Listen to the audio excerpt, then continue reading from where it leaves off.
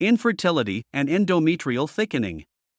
The normal thickness of the endometrium is between 0.8 to 1.2 centimeters. If it exceeds 1.2 and reaches 1.5 or even 2 centimeters, it is considered endometrial thickening.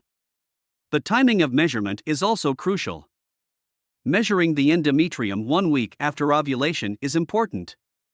If the endometrium is excessively thick at this time, it can be confirmed. Endometrial thickness is not an independent condition. It is a clinical manifestation of various diseases.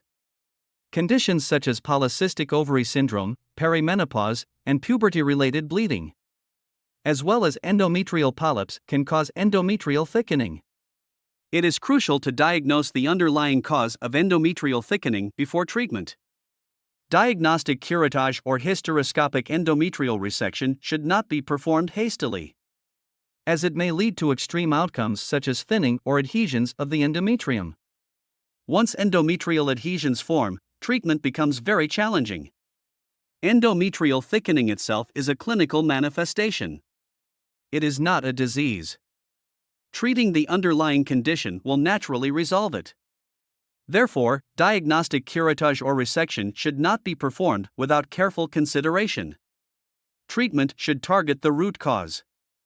In the case of polycystic ovary syndrome, oophorolysis can be performed, which involves removing the testicular tissue from the ovaries under 3D laparoscopy.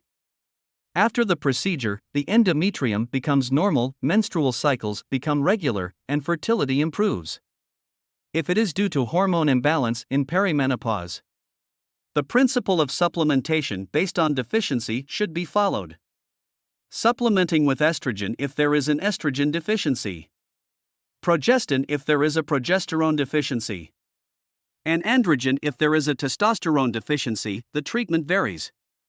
Resting therapy may also be an option, where taking a course of contraceptive pills restores hormonal balance, and the endometrium improves after discontinuing the medication. Beijing Antai Hospital offers contracted treatment for such conditions, and a full refund is provided if the desired outcome is not achieved.